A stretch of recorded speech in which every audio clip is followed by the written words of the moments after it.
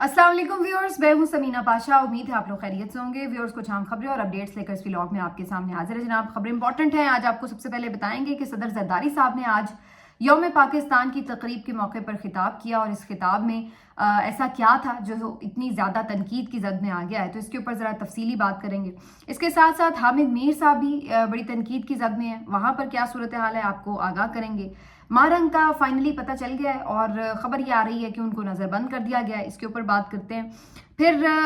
एक खबर जो है वो आपके साथ शेयर करेंगे 26 नवंबर के एहतजाज के हवाले से कि क्यों अभी तक उस पर होने वाली जो हलाकतें शहादतें थी पीटीआई के कारकुनों की, उनके खिलाफ कोई मुकदमा कोई चीज़ आगे नहीं बढ़ सकी, उसकी वजह क्या है। और फिर आपके साथ ये भी शेयर करेंगे कि किस तरह से रात गए पीटीआई ने एक सरप्राइज़ दिया और काफ़ी इलाकों में रैलीज निकाली, तो ये भी एक इंटरेस्टिंग फैक्टर था जो हमें नज़र आया। ख़ासतौर पर पंजाब में आलिया हमजा के आने के बाद ये कुछ तब्दीली हमें नज़र आई है। काफ़ी कुछ है इस व्लॉग में और कुछ तमगे आज जो बटे हैं उनके ऊपर भी बड़ी गुफ्तगू हो रही है, लेकिन उसका जिक्र कोशिश करेंगे कि अगले व्लॉग में ज़रा तफसील से करें। फिलहाल इन तमाम खबरों पर नज़र रहेगी। आपसे रिक्वेस्ट है कि चैनल को सब्सक्राइब कर लें अगर अभी तक सब्सक्राइब नहीं किया। तो बात का आगाज़ करते हैं जी सदर जरदारी साहब से। सदर जरदारी साहब, आपको मालूम है कि मुल्क के इस वक्त सबसे बड़े आइनी ओहदे पर बराजमान हैं और जाहिर है सदर मुमलिकत होने की हैसियत से आपको अहम जो दिन होते हैं, कौमी दिन होते हैं, मुख्तलिफ फेस्टिवल्स होते हैं, मुख्तलिफ तकारीब होती हैं, वहाँ पर आपको कुछ ना कुछ खिताब भी करना पड़ता है। तो आज यौम पाकिस्तान यानी 23 मार्च 1940 की याद में जो हम मनाते हैं हमेशा 23 मार्च का दिन, उस हवाले से जो तकरीब मरकजी तकरीब थी उससे सदर जरदारी साहब खिताब कर रहे थे। अब ये एक इम्पॉर्टेंट इवेंट होता है, इसमें जो आपके आर्मी चीफ हैं वो मौजूद होते हैं, प्राइम मिनिस्टर मौजूद होते हैं, बहुत से ममालिक के सफ़ीर मौजूद होते हैं और ऑफिशल्स मौजूद होते हैं, मीडिया होता है, इंटरनेशनल मीडिया होता है। तो बहुत एक बड़ा ये इवेंट होता है और बड़ी पुरवकार तकरीब ये होती है। अब सदर जरदारी साहब ने आज जब इस तकरीब से खिताब किया तो ये तकरीब जो थी वो सबकी तनकीद की जद में आ गई। वजह ये थी कि सदर जरदारी साहब जो कि जाहिर है कि इस वक्त बहुत उम्र के आखिरी हिस्से में हैं, या आप यूँ कह लीजिए कि बहुत ज़ईफ़ हो चुके हैं, बीमार हैं और अलालत भी है उनको, अब सही से बात नहीं कर पाते, लुकनत है, ठीक से जुमला अदा नहीं कर पाते, चलना मुश्किल है, उनका कमज़ोरी बहुत हो चुकी है, नहीफ हैं, पकड़ पकड़ के अक्सर चलाया जा रहा होता है उन्हें, और जाहिर है उस तरह से एक्टिव आपको नहीं वो नज़र आते मुख्तलिफ मौके के ऊपर। अब एक एज में आकर, और स्पेशली उस वक्त जब उस एज में आकर आपकी जो बॉडी है, फिजिकल कंडीशन है, वो अगर उस तरह हेल्दी नहीं है, उतनी एनर्जेटिक आप नहीं रहे, तो भाई आम तौर पर तो दुनिया में यही होता है कि लोग फिर घर बैठ जाते हैं, रेस्ट करने को प्रेफर करते हैं कि भाई ठीक है अब हम रिटायर हो जाते हैं। लेकिन हमारे मुल्क में क्या अलमिया है कि आज सदर जरदारी साहब तकरीब पे से खिताब करने आए हैं, एक जुमला उनसे ठीक से बोला नहीं जा रहा, एक एक जुमले में कई कई फंबल, ऐसे जैसे जुमले का मतलब ही नहीं पता, बेरब्त सी उनकी सारी गुफ्तगू, और सांस फूल रहा है और बात हो नहीं रही, और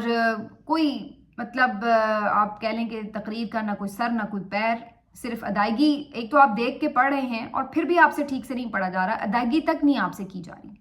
ऐसी हालत हो गई। अब वो उसका इतना एक नेगेटिव इम्पैक्ट जो है वो जा रहा है कि मतलब अब बाहर के ममालिक के लोग जो मुख्तलिफ एम्बेसडर इस तकरीब में मौजूद थे वो सुन रहे होंगे, देख रहे होंगे, तो क्या इम्पैक्ट जा रहा होगा कि क्या इनके पास कोई बंदा ही और नहीं था कि जिसको ये सदर बना देते।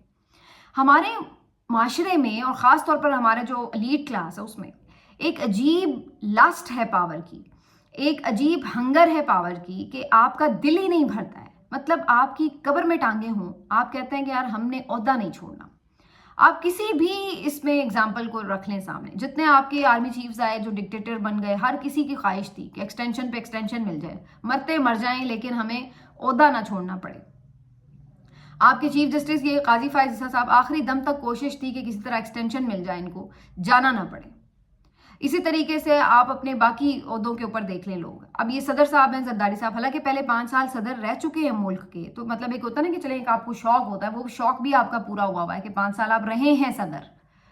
तो भाई इस टर्म में अब आपकी सेहत नहीं इजाज़त दे रही थी, तो भाई आप नहीं बनते सदर, आप अपनी पार्टी से किसी को नॉमिनेट कर दें। लेकिन इन पार्टीज़ के अंदर भी इस कदर डिक्टेटरशिप है कि अपनी फैमिली से बाहर निकल कर कुछ करना ही नहीं है, अपने अलावा कुछ नज़र ही नहीं आता।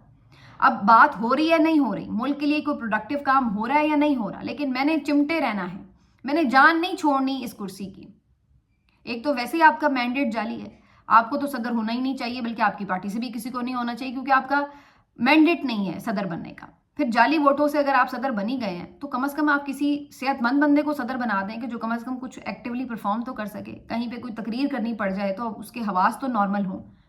جو بائیڈن آپ کو پتہ ہے نا کہ پہلے دوبارہ صدارتی انتخاب لڑنا چاہ رہے تھے, لیکن جب ان کی کنڈیشن اس طرح کی تھی, 2-4 مباحثوں میں راز کھل گیا تو انہوں نے پھر ان کو پیچھے کر لیا اور کیمالا ہیرس کو آگے کر دیا گیا, کیونکہ ہر جگہ وہ تضحیق کا باعث بن رہی تھی. ان کی تقریریں, ان کی جو اوور آل ایک مختلف پریزنٹیشنز تھیں, تو لوگوں میں اس بات کی کہیں نہ کہیں ریئلائزیشن ہوتی ہے کہ بھئی عمر سے زیادہ آپ نہیں پرفارم کر پا رہے تو بس کر دیں. مجھے یاد آ رہا تھا کہ جو نیوزی لینڈ کی وزیر اعظم تھی جسٹنڈا آرڈن, انہوں نے بھی ایک اپنی ٹرم پوری کی تو انہوں نے خاص طور پر کہا کہ جی میں اب دوبارہ نہیں بننا چاہتی وزیر اعظم. یہ نہیں ہے کہ وہ بہت ایج میں آ گئی تھیں یا انہیں لگتا تھا کہ وہ بیمار ہیں, وہ پرفارم نہیں کر سکتی, بلکہ وجہ کیا تھی کہ انہیں لگا وہ ینگ تھی, وہ آگے چل سکتی تھی اور بہت اچھا پہلے انہوں نے پرفارم بھی کیا تھا. کہنے کا مقصد کیا تھا کہ جی انہوں نے کہا میں آلریڈی ایک ٹرم میں جتنا بیسٹ اپنا پرفارم کر سکتی تھی میں کر چکی ہوں, اب کسی اور کو موقع دینا چاہیے, کوئی اور آئے, نئے آئیڈیاز کے ساتھ آئے جو ملک کے لیے زیادہ بہتر پرفارم کر سکے. تو میں کیوں چپکی رہوں گی جی میں نہیں کرنا ہے, میں جتنا کر سکتی تھی میں نے کیا ہے, اب کسی اور کو موقع ملنا چاہیے. لیکن ہمارے ہاں ایسی روایت ہی نہیں ہے. ہم کہتے ہیں کہ نہیں ہم ہی ہیں تو بس نظام ہستی چل رہا ہے, اور اگر ہم نہیں ہوں گے تو پتہ نہیں سب کچھ دھڑام سے گر جائے گا. تو یہ جو ہماری سوچ ہے نا کہ اپنی ناک سے علاوہ ہم کچھ دیکھ نہیں سکتے, اسی نے ہمیں یہاں تک پہنچایا ہے. آپ کا ملک اتنا ٹیلنٹڈ ہے, ینگ جنریشن ہے, یوتھ ہے آپ کے پاس, قابل, پوٹینشیل اس میں اتنا ہے, انرجیٹک ہے, آپ ان کے اوپر ٹرسٹ کریں, اپنے نئے لوگوں کو, نوجوان لوگوں کو آگے لے کر آئیں. لیکن یہاں ہمارے جو یہ بڈھے ہیں یہ جان ہی نہیں چھوڑتے ہیں کہ ہم نے عہدوں سے چپکے ہی رہنا ہے. بھائی آپ کا جو بھی کوئی ایکسپیرینس ہے اگر, تو آپ آگے لوگوں کو گائیڈ کریں, لیکن پرفارم کرنے کے لیے تو آپ کو باصلاحیت اور قابل صحت مند لوگوں کو آگے لانا چاہیے. ہاں اگر آپ فزیکلی بڑے فٹ ہوں تو وہ ایک الگ بات ہے کہ چلے جی آپ چونکہ بالکل حشاش بشاش ہیں تو آپ پرفارم کر سکتے ہیں اور آپ کو عوامی حمایت حاصل ہے تو آپ ضرور کریں. لیکن اگر آپ اس طرح کی آپ کی حالت ہے کہ آپ سے 4 جملے نہیں ادا ہو رہے لیکن جان نہیں میں نے چھوڑنی, تو یہ والی جو اس وقت صورتحال ہے یہ افسوسناک ہے. اور اسی وجہ سے آج تو خود بہت سارے جو حمایتی بھی ہیں اس رجیم کے, وہ بھی یہ کہنے پہ مجبور تھے کہ پلیز زرداری صاحب ریسٹ کر لیں, پلیز چھٹی پہ چلے جائیں, پلیز معافی دے دیں, کچھ اور کر لیں, نہیں آپ کے پاس کی بات ہے. تو یہ صورتحال ہے. بہرحال اس سے کوئی فرق نہیں پڑنا جتنی مرضی تنقید ہو جائے. یہ لوگ تو جو رجیم کے لوگ ہیں یہ بالکل جس کو کہتے ہیں نا کہ احساس پروف لوگ ہیں, ان کو کوئی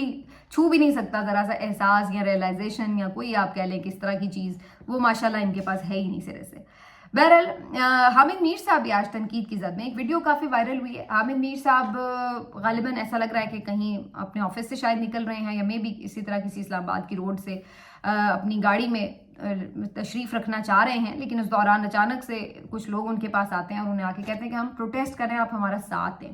خبر یہ ہے پیچھے کہ بیسیکلی جیو کے ملازمین جو ہیں وہ کچھ احتجاج پر ہیں, اور اس کی وجہ یہ ہے کہ کچھ تنخواہوں کی عدم ادائیگی کی وجہ سے, واجبات کی ادائیگی کی وجہ سے انہوں نے کچھ اپنے جو انتظامیہ اس کے خلاف احتجاج کیا. تو وہ غالباً یہ چاہ رہے تھے کہ میر صاحب بھی ان کے ساتھ اس احتجاج میں شامل ہو جائیں تاکہ ایک زیادہ اسٹرانگ میسج آئے. جب بڑی شخصیات ظاہر ہے آپ کے ساتھ آ کے آواز سے آواز ملاتی ہیں تو ایک وزن بنتا ہے. لیکن یہاں پر کیا ہوا ہے کہ اس ویڈیو میں دیکھا جا سکتا ہے کہ حامد میر صاحب جو ہیں وہ اس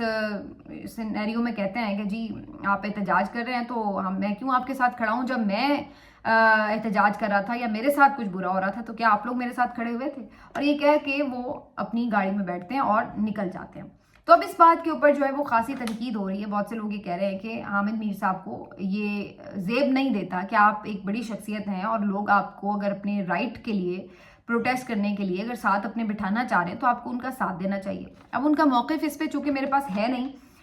تو ظاہر ہے کہ ان کا موقف آئے تو ہم کچھ کہہ سکتے ہیں کہ انہوں نے کیا وجہ تھی کہ بیٹھنا پسند نہیں کیا, کیونکہ ادروائز تو ہم یہ دیکھتے ہیں کہ جو مختلف احتجاج وغیرہ ہوتے ہیں اس میں حامد میر صاحب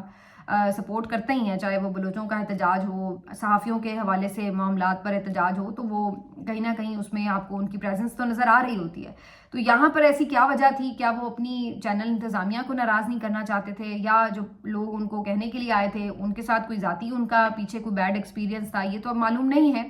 لیکن تنقید کی زد میں یہ ضرور آئے ہوئے ہیں. میں یہ سمجھتی ہوں کہ اگر کوئی وجہ ہو بھی تو ایون دین اگر کوئی آپ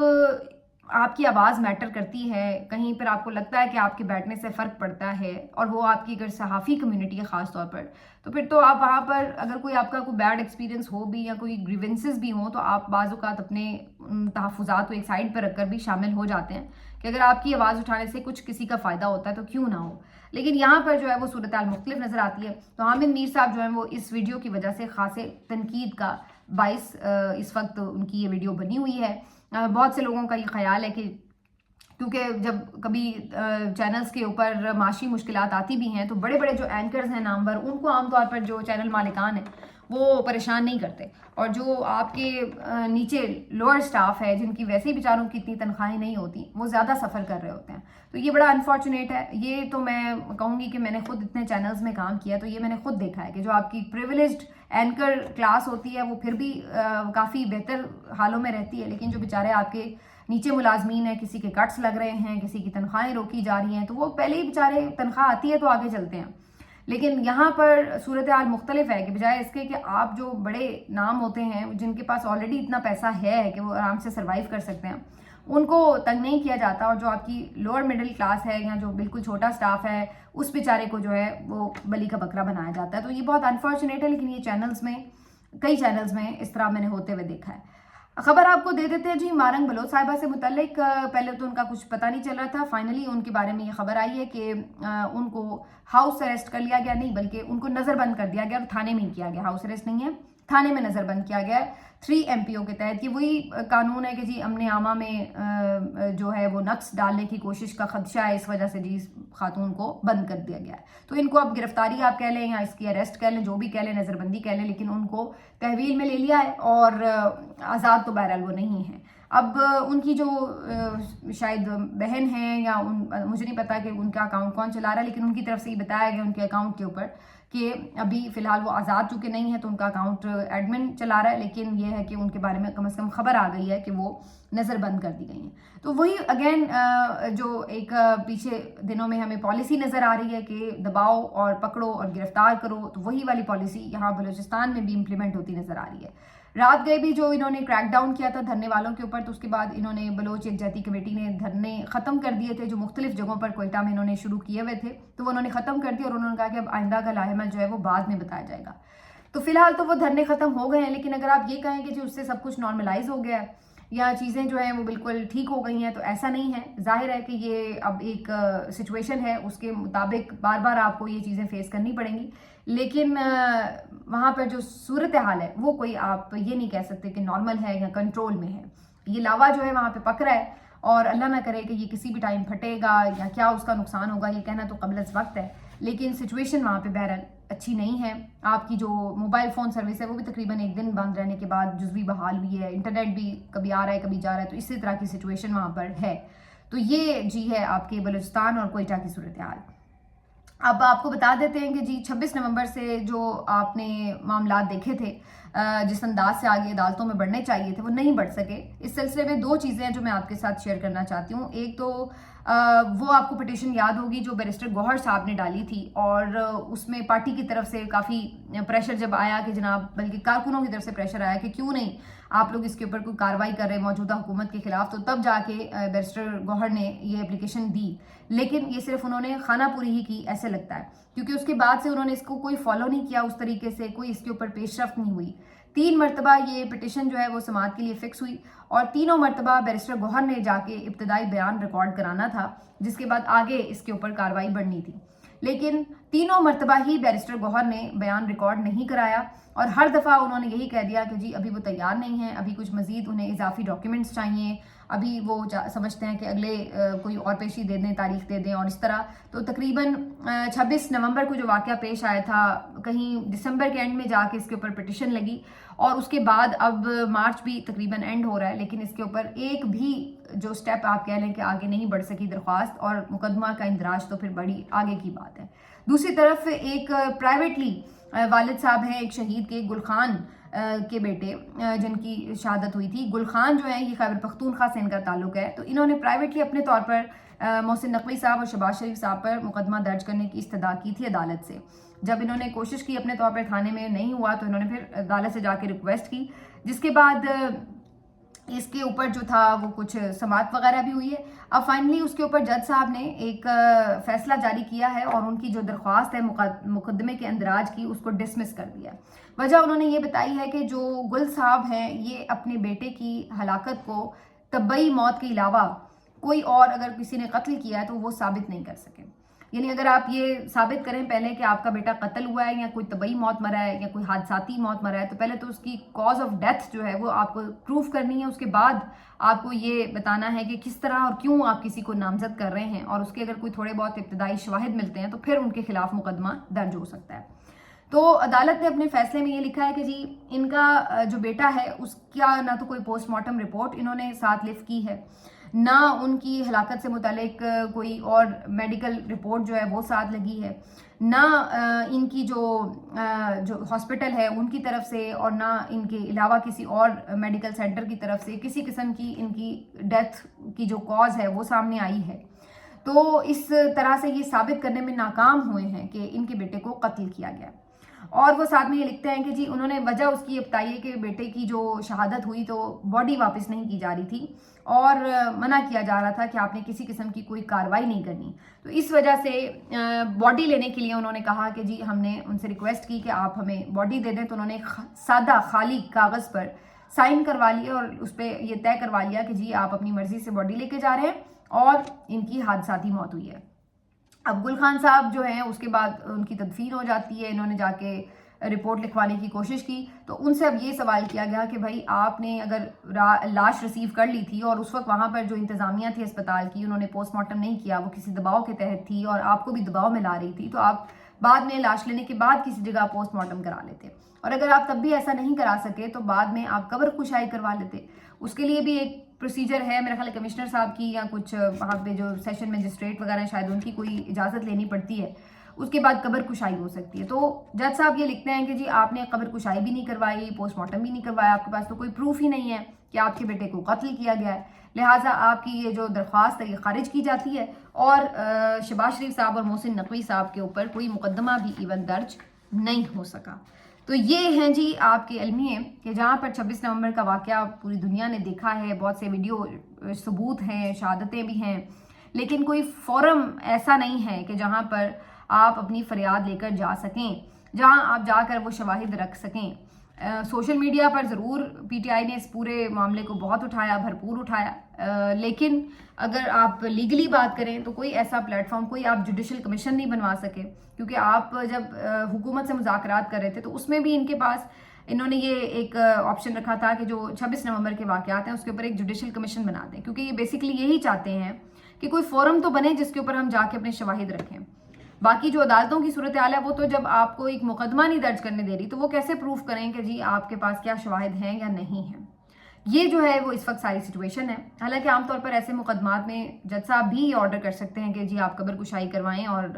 اس کو انتظامیہ کو کہہ سکتے ہیں کہ آپ پوسٹ مارٹم کروا کے چیزیں لے کے آئیں, لیکن یہاں پر انہوں نے ان کو آگے نہیں کرنے کے لیے کوئی کارروائی کہا اور درخواست جو ہے وہ خارج کر دی ہے. تو اب پھر وہی بات آتی ہے کہ جہاں پر اس طرح کی نظام انصاف ہو کہ آپ کے جوان بیٹے شہید کر دیے جائیں لیکن ان کا کوئی آپ انصاف نہیں لے سکتے جا کے, تو پھر وہاں پر آپ کی کیا ریاست ہے, کیا نظام انصاف ہے, اور ان بزرگ والدین یا ان کے جو گھر والے ہیں ان کے کیا جذبات ہوں گے. ملتے ہیں آپ سے اگلے ویلاگ میں, اپنا خیال رکھیے, اللہ حافظ.